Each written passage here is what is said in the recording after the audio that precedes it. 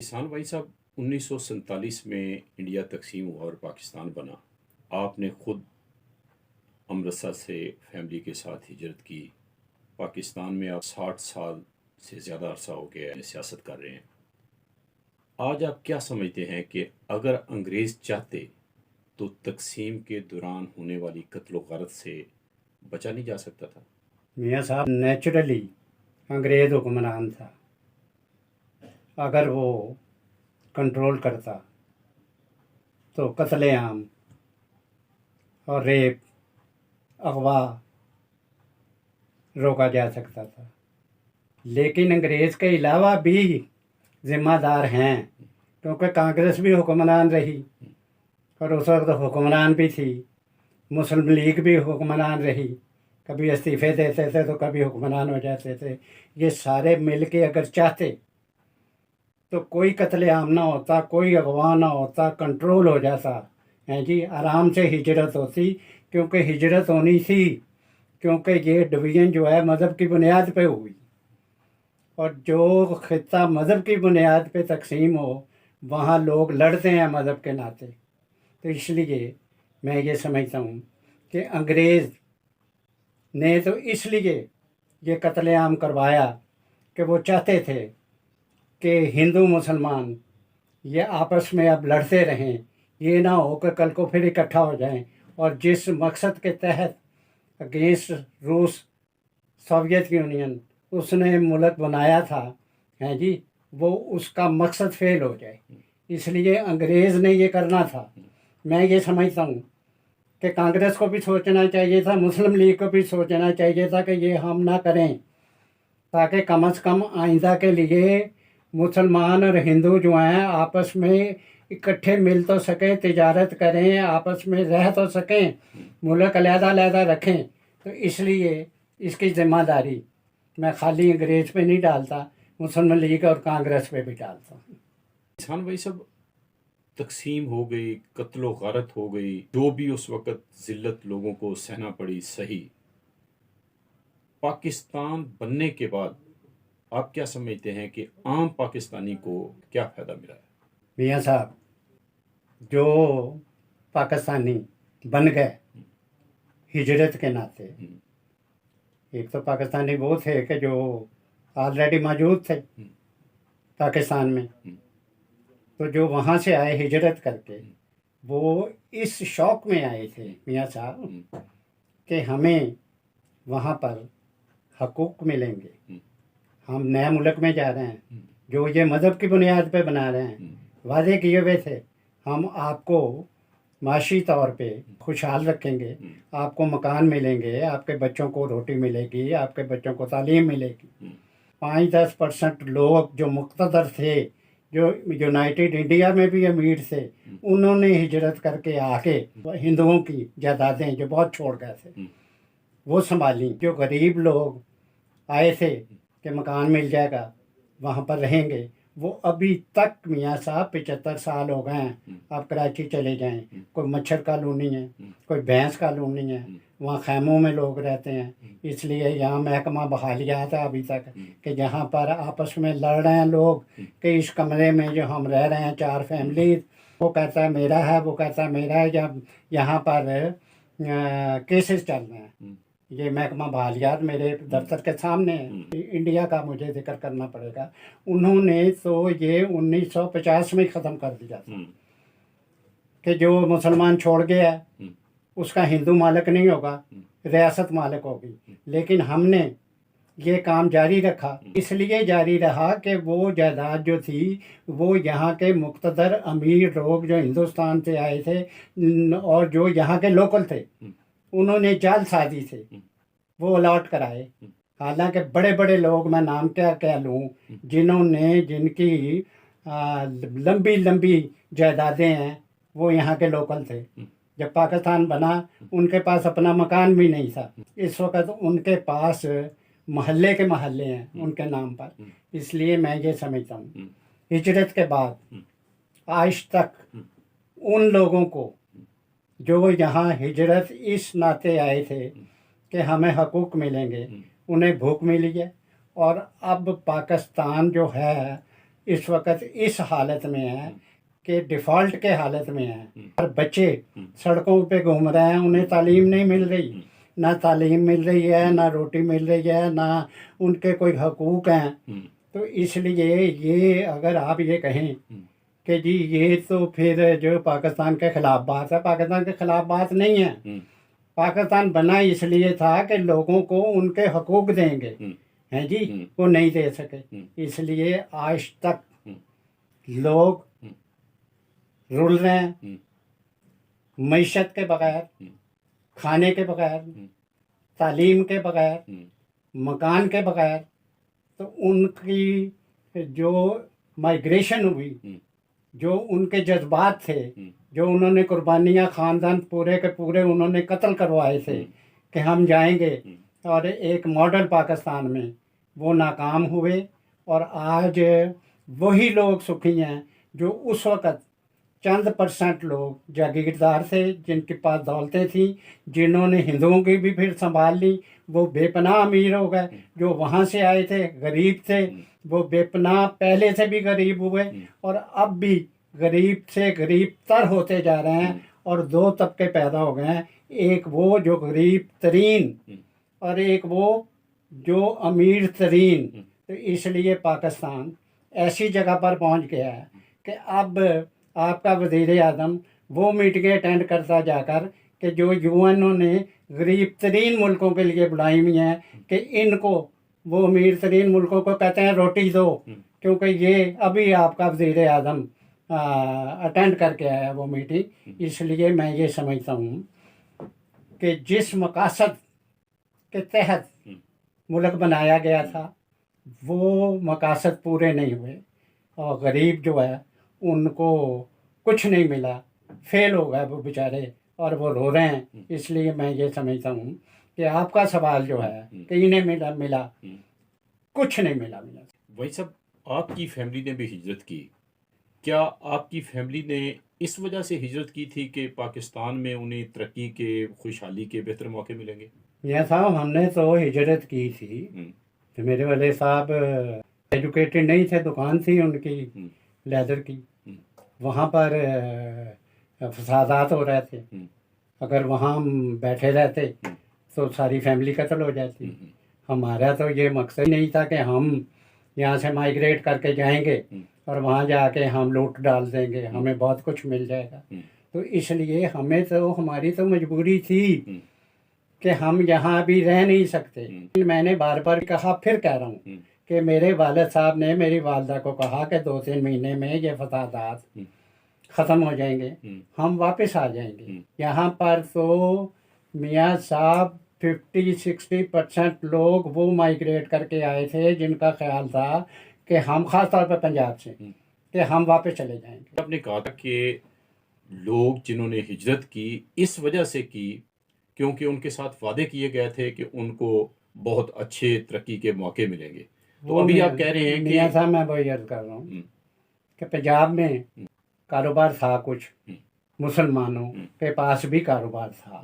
असल UPCP Urdu speaking बेचारे, वो ज़्यादा उनका नुकसान हो गया कि वहाँ फसादात भी नहीं हुए।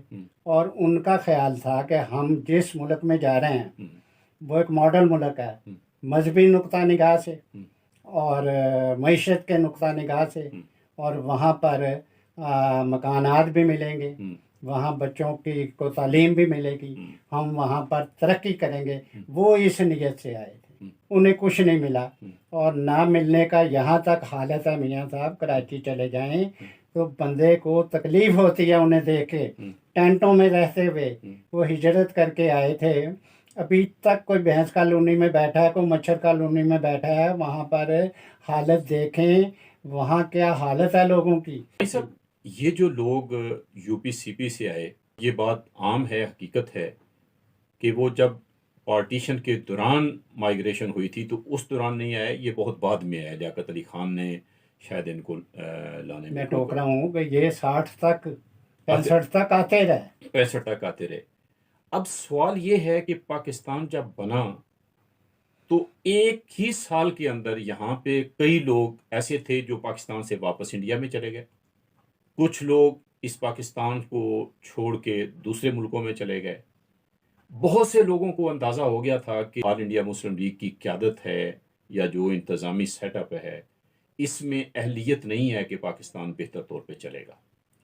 इसके अलावा पार्टीशन से पहले की सियासत थी ऑल इंडिया मुस्लिम लीग की, उसमें मुस्लिम लीग का क्या रोल रहा, किस तरह की उसने सियासत की, तो ये सारी सूरत हाल देखते हुए लोगों ने ये तोको कैसे कर ली कि मुस्लिम लीग पाकिस्तान को बहुत बेहतर तरीके से चलाएगी और पाकिस्तान में बड़ी खुशहाली जो मेरा है साहब वो बात आ जज्बात जाएगी। की थी। हम्म। मैं आपको बात बताऊं, हम्म। अभी तक मैं माजी में भी जाता हूँ, हम्म। अभी तक हम्म। 75 साल हो गए। हम्म। आप एजुकेशन में 200 से ज़्यादा ममालिक हैं, हम्म। आखिरी दर्जा है आपका, हम्म। आपके बाद अफगानिस्तान आता है। हम्म। मईशत में आप तो आखिरी दर्जे पे हैं, हम्म। आपके बाद अफगानिस्तान आता है। हम्म। दूसरे तमाम हकूक़ में हम्म। आप आखिरी दर्जे पे हैं। हम्म।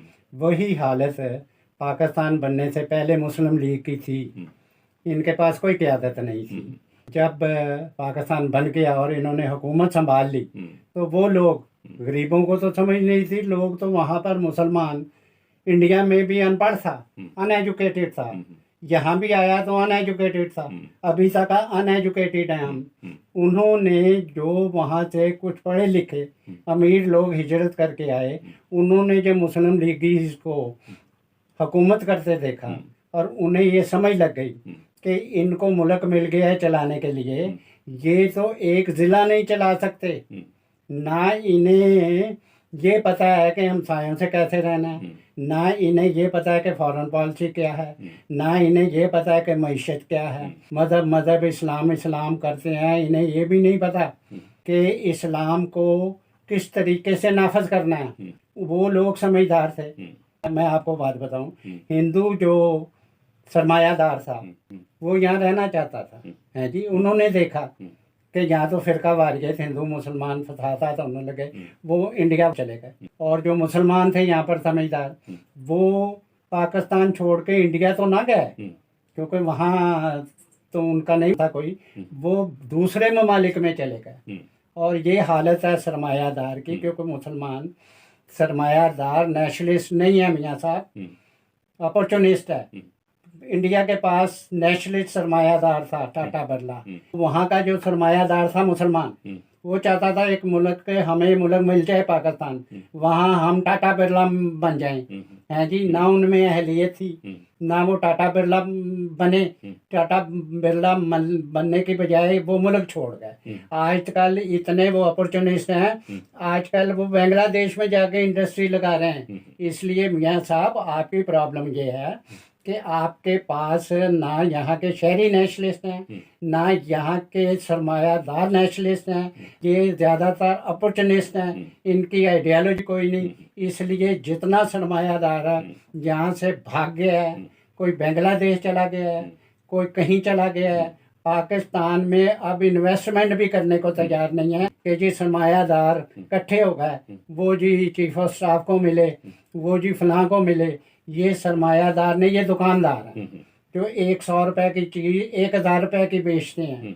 इन्होंने ये यहाँ तक इन्होंने तूफान डाल दिया है कि मियाँ साहब एक दवाई जो है लाइफ सेविंग मसला है कि वो खाओगे तो ज़िंदगी बचेगी, वो नहीं मिल रही यहाँ पर, क्योंकि ये डॉलर जो हैं ये बाहर ले गए हैं। डॉलर मुल्क के पास होंगे तो इंपोर्ट होगी, तो ये डॉलर तो सरमायादार बाहर ले गया है महंगे करके। ये हत्या के ये अफगानिस्तान भी बेच रहा है डॉलर। इसलिए मियाँ साहब ये इसलिए नहीं मुल्क तरक्की कर रहा, इसलिए नहीं बच रहा कि हम नेशनलिस्ट नहीं हैं। हत्या के अफगानिस्तान वाले नेशनलिस्ट हैं, हम नेशनलिस्ट नहीं हैं मियाँ साहब। हम सरमायादार भी नेशनलिस्ट नहीं हैं। पैसा जमा करना चाहते हैं, जहाँ जहाँ उन्हें मौका मिलता है वो वहाँ चले जाते हैं। अब आपके पास कोई इन्वेस्टमेंट करने वाला नहीं है। आप सारी दुनिया में गरीब तरीन मुल्क हैं मियाँ साहब, मियाँ साहब। अच्छा भाई साहब, दो तरह के लोग थे ना, एक तो वो जो फिरका वाराना तशद्दुद के वाक़यात के नतीजे में मजबूर होके जैसे आप लोग आए तो वो आए। दूसरे वो थे कि जो अपॉर्चुनिज्म के तहत, जैसे आपने कहा कि 60 की दहाई तक जो है वो इंडिया से लोग आते रहे, यूपीसीपी से लोग आए, उनकी भी महरूमियां हैं। एक है जो लोकल थे, पहले से यहाँ पे पाकिस्तानी इलाकों के अंदर मौजूद थे और आम लोग थे, उनकी ज़िंदगी पे आप क्या असर पड़ा देखते हैं जो पाकिस्तान के नतीजे में हुआ? मियाँ साहब वो जो यहाँ पर थे ना, हम्म, यहाँ पर पंजाब जागीरदार थे हम्म, जो रूल कर रहे थे, हम्म, सिंध में जागीरदार थे, हम्म, बलूचिस्तान में सरदार थे। तो इसलिए खैबर पख्तूनख्वा ही वाहिद इलाका था जहाँ पर फ्रीडम फाइटर थे, हैं जी, जिनको इन्होंने गद्दार डिक्लेयर किया और बहुत मारा और कैदोबंद छोड़े हैं। तो इसलिए मैं ये समझता हूँ कि वो सुखी हैं। सुखी मैं ये नहीं कह रहा कि वो बहुत बड़े दानिशवर हैं या वो पाकिस्तान को आसमान पे ले गए हैं। वो सुखी ये हैं कि उनके पास जायदाद भी है, जागीरें भी हैं, उनके बच्चे असम्बली में भी हैं और ब्यूरोक्रेसी में भी हैं। ब्यूरोक्रेसी सारा कुछ उनके पास है। वो मुल्क में हुकूमत कर रहे हैं और सारे पैसे जो हैं वो जमा कर रहे हैं और अपने बच्चों को बाहर तालीम दिला रहे हैं। और यहाँ तो अगर मरा है कोई तो वो गरीब मरा है जो यहाँ पर हिजरत करके आ गया। वही साहब जो हिजरत करके आए वो तो आए, उनको तरक्की के मौके नहीं मिले, उनकी तवक्कुआत पूरी नहीं हुई, लेकिन पाकिस्तान के इलाकों में सारे लोग जागीरदार ही तो नहीं थे ना। यहाँ पे जो मज़ारे किस्म के लोग थे, आम मजदूर थे, दिहाड़ीदार थे, उनकी ज़िंदगी में कोई बेहतरी आई आप देखते हैं पाकिस्तान के नतीजे में? साहब उनकी ज़िंदगी में अगर बेहतरी नहीं आई वो अपसेट भी नहीं हुए, इसलिए उनका ख़ानदानी निज़ाम जो था वो ख़राब नहीं हुआ। मतलब वहाँ से जो हिजरत करके आए, एक बरादरी सिस्टम मौजूद है ना, वहाँ रिश्ते नाते बच्चियाँ बयानी बरूदे बयाने, एक तो वो महाजर वहाँ अपसेट हुए, ये तो अपसेट नहीं हुए। इसलिए मतलब मैं ये कि समझता हूँ हिजरत की सोबतों से बच गए। मैं ये समझता हूँ कि ये जो थे ना इधर वाले लोग, मैं कहे चला जा रहा हूँ कि जो महाजर वेल टू डू थे, पढ़े लिखे थे, जागीरदार भी थे और समझदार भी थे, उन्होंने ही यहाँ पर आकर मुल्क पे कब्जा किया। मियाँ साहब ये यहाँ पर हुकूमत जो की शुरू में वो इन्होंने जो महाजरों ने की, ये ब्यूरोक्रेट्स ने की। ये यहाँ पर लियाकत अली खां भी महाजर था, यहाँ पर चौधरी मोहम्मद अली भी महाजर था, गुलाम मोहम्मद भी महाजर था। ये तमाम के तमाम इस नियत से आए थे कि एक हम टुकड़ा लेंगे, उस पर हुकूमत करेंगे। लेकिन अफसोसनाक बात ये हुई कि लोग शायद बर्दाश्त कर लेते, अफसोसनाक बात ये हुई कि इनके पास इतना कैलिबर नहीं था कि ये कब्जा कर लिया इन्होंने, हैं जी, आइन बनाने की कोशिश की। ये तो 10 साल आइन नहीं बना सके, हिंदुस्तान ने तो 1950 में ही आइन बना लिया था। इसलिए मैं ये समझता हूँ मियाँ साहब कि हम इस निज़ाम को चलाने में नाकाम हो गए, हैं जी। तो आखिरी नतीजा जो आप निकाल रहे हैं वो यही है कि इंडिया की तकसीम और पाकिस्तान की तश्कील से फ़ायदा नहीं हुआ आम आदमी को। आप दुरुस्त कह रहे हैं।